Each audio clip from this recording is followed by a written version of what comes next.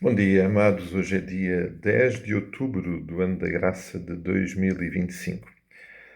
Como normalmente, sendo sexta-feira, como normalmente acontece, vamos terminar aqui a nossa sequência de reflexões aqui no texto, neste caso de 1 de Pedro, capítulo 3.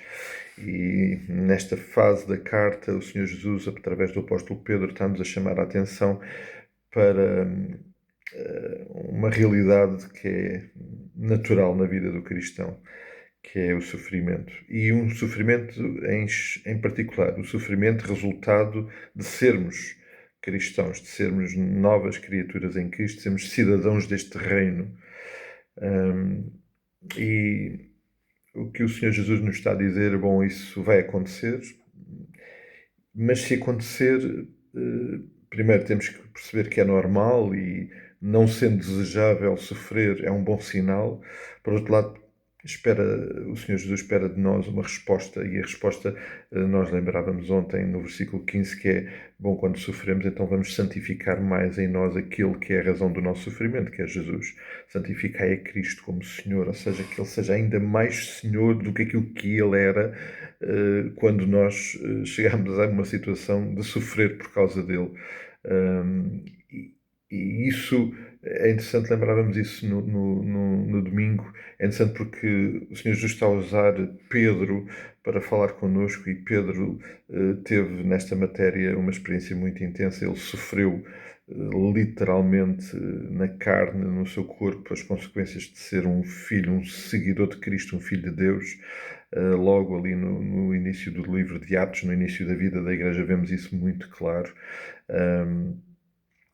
Mas o versículo 15 ainda nos dá uma outra informação da maior importância para nós.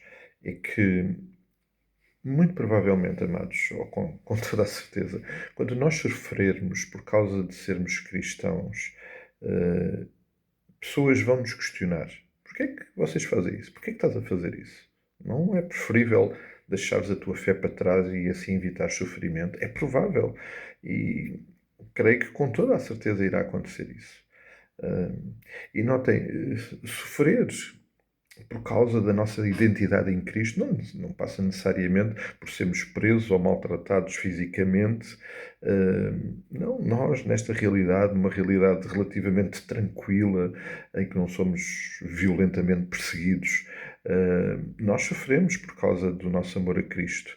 Quando assumimos a nossa integridade em Cristo, por exemplo, tendo condutas que a sociedade hoje em dia condena em questões práticas como o aborto, hoje em dia toda esta realidade relacionada com a identidade de género, quando, por exemplo, na nossa relação com o Estado somos cumpridores das nossas responsabilidades, na nossa relação com os patrões em que somos íntegros e respeitamos.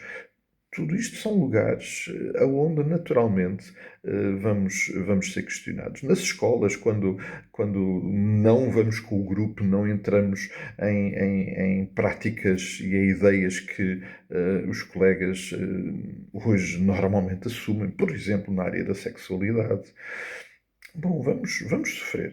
Há pessoas que vão sofrer e nós vamos sofrer e precisamos que aqueles que estão à nossa volta saibam porque é que estamos a sofrer. Nós continuamos e permanecemos nesta conduta porque somos filhos amados de Deus e obedecemos à palavra e obedecemos aos propósitos de Deus. O que o Senhor Jesus está aqui a dizer é que muito provavelmente e muito naturalmente vão nos questionar. Então ele diz, bom, então estejam sempre preparados para responder a todo aquele que vos pedir a razão da fé, da esperança que há em nós. Ou seja, quando isso acontecer e nos questionarem, mas porquê que insistes nisso? Nós temos que ter uma resposta. E a resposta é sempre uma pessoa. A resposta é Jesus. A resposta, vejam, no início do versículo, é santificar a Cristo como Senhor no nosso coração. Ou seja, a resposta tem que ser, bom, não é por mim, é por aquele que é Senhor da minha vida, que é o Senhor Jesus.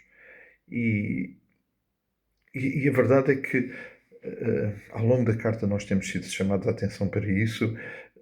A razão a razão pela qual nós precisamos de estar bem convictos dessa resposta, dessa realidade, dessa razão, porque Ele é o alicerce, Ele é a pedra de esquina, Ele é a razão da nossa existência. Nós fomos regenerados por causa do seu amor. Já fomos lembrados que fomos regenerados por um preço elevado, não por coisas desta vida, mas no próprio sangue do Senhor Jesus. Aliás, o versículo 18, logo de seguida, vem-nos dar novamente essa informação, pois também Cristo morreu uma única vez pelos pecados, o justo pelos injustos, para conduzir-vos, para nos conduzir a Deus, morto sim na carne, mas vivificado no Espírito. Mais uma vez, a resposta é Jesus. E a razão é que Ele amou-nos de tal forma que se entregou na cruz, sendo inocente, foi crucificado naquela cruz no meu lugar, no lugar de cada um de nós. Amados, a vida cristã é desafiante. Por vezes sofremos por causa disso e precisamos de estar bem convictos da razão pela qual nós o fazemos e vivemos desta forma. E esta razão é Jesus. Sempre será Jesus. Não é nenhuma doutrina, não é nenhuma filosofia de vida, não é nenhuma moda. É Jesus. É Jesus que morreu na cruz por nós. Que estejamos sempre bem preparados para, sempre que possível e sempre que formos questionados, darmos boa razão da fé que vivemos, daquele que é a razão de nós termos uma nova vida, uma vida que vai muito além desta aqui, que se vai perpetuar na eternidade. E tudo isso por causa de Jesus. Que Jesus seja e continue a ser absolutamente central, Senhor, nos nossos corações, para a honra e glória do seu nome e, naturalmente, para a bênção das nossas vidas. Um forte abraço, um bom fim de semana, um fim de semana abençoado e, provavelmente, e querendo o Senhor, nos vamos encontrar por aí. Bênçãos do Pai.